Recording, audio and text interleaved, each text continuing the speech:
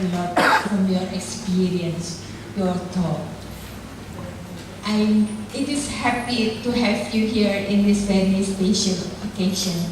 As in some contexts, we do, Gadis, Christy, and I are the second generation after Irshad. We do the same.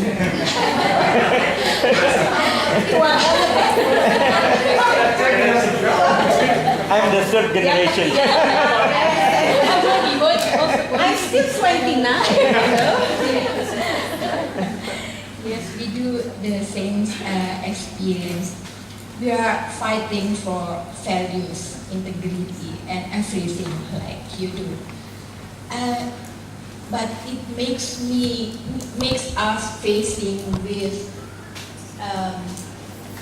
loneliness, anger, because we are facing with the authority in our own faculty, our own university, perhaps also the Minister of Education. And it's very painful to know that our own colleague in the university also against us. Yes. So your story and experience really strengthen what we do believe, what we do in our daily life. So thank you very much. Thank you so much. I would probably also like to point out that, sometimes people think that Indonesia is an Islamic country.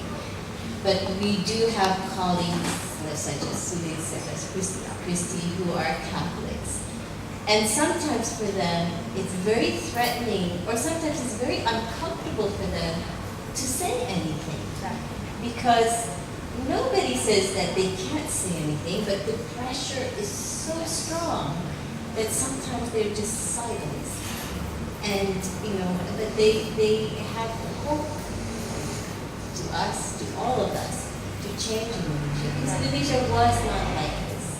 This is a recent thing. Oh, believe me, forgive me if I said this already, but I started off last night's event by saying to the audience that, is it just me, or has the energy of even Jakarta become more conservative just over the last 4 years? I said, maybe I'm just tired, so I'm misinterpreting. You will tell me, I told the audience, but I feel that this is a much more conservative environment than it used to be.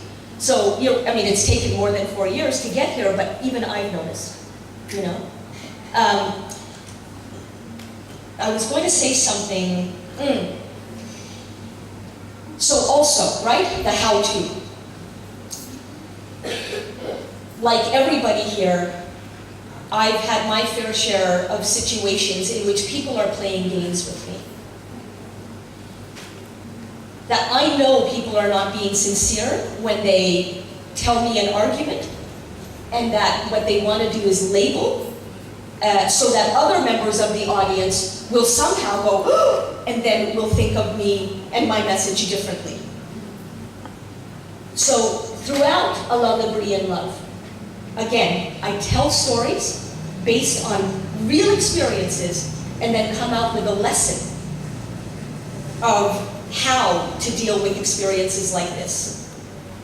And for those here who, for example, are not Muslim, and who sometimes feel, well, I can't comment if I don't represent.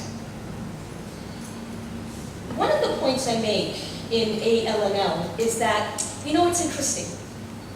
Muslims in North America, in Western Europe, in the Muslim majority world, including here in Indonesia, love to comment about US foreign policy. And that's their right. Of course they should be able to do that. But does anybody say to Muslims in Canada, in Europe, in Australia, in the Muslim majority world, you can't comment. You don't know American culture. You're not part of American culture. You don't understand what politicians there are going through. You don't represent. Nobody says to Muslims outside of America that you have no right to speak about US foreign policy. Nobody says that. Then why does it make any sense to say to a Catholic, you can't comment because you're not Muslim? Again, there are concrete responses that you can be ready to give to those who play these games. Because all they are is games to shut down conversation before it can even begin. And at the very least, even if you can't remember in a moment of shock, I know there's a response to this, but I can't remember what it is. Even if you can't remember whatever response I've suggested, always remember, identify that this is a game. And you're not expecting me to know that it's a game. You're expecting me to play on your terms. Not going to do it. You're just playing a game right now, and I'm going to tell the entire audience, right here and right now, that all this is politics. So now, let me get on with my point. You know? Don't give these people the kind of power that allows them to reframe the debates or the issues. In fact, I don't know where, oh, my bad. Can you just, there's a great example from Indonesia that I included in the book because this happened in the last visit, excuse my pantyhose, this happened in the last visit that I made, and this is one of the big stories that, you know, I tell in the book. Hold on one second, I'll make it worth the wait. Okay. So, in this final chapter, I'm reminding the reader of the various arguments that are made against reformist Muslims. And I say that one of the things that silences reformist Muslims is the "who the hell are you" hand grenade that is thrown by Muslims in the form of this accusation. You're not a scholar. Or this sentence from Muslims who can't argue with the scholars that you do quote. In other words, if you quote a scholar, moderate and conservative Muslims will always say, well, he's not a real scholar, or she's not a real scholar. Okay? And then I say that in my experience, reform-minded Muslims let these kinds of games smash our confidence. And I'm saying, this can change. Now here's the example I give of why it can change. At an event on my Indonesian book tour, a woman from the local Islamist political party stood up to dispute the idea about democratizing ijtihad. If my teeth need to be fixed, she said, I go to a dentist. If I need a heart transplant, I turn to a surgeon. Similarly, ordinary Muslims, she said, are not qualified to think for themselves. So, we must go to religious scholars.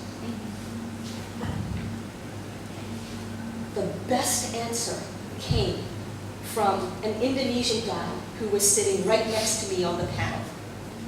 I say, he gave the best response I've ever heard. He said this: medicine has an expression, first do no harm. Now this is him talking to the Islamist lady. When dentists and doctors harm people with their diagnoses, they can be sued for malpractice. So if you're going to compare religious scholars to medical professionals, Muslims should have the right to sue scholars when their conclusions harm people. In effect, he said to her, Irshad is doing this by exposing their damage in the court of international public opinion. And you know what? She had no answer for him. But better yet, he made the entire audience crack up because it was such a clever comparison that he made. And then people kind of, yes, it is possible to have responses to these sorts of, accusations. And I say in the book that I learned a new phrase from all of this: mullah malpractice. So, again, this is the point, that there are concrete responses that you can learn from the experiences that I talk about in the book. But the most important thing to learn is you don't have to have your confidence undermined. There's always a way to respond. And if nothing else, if you just don't know how to respond, remember, these people play games. Call it a game and move on with your own. Again. Again.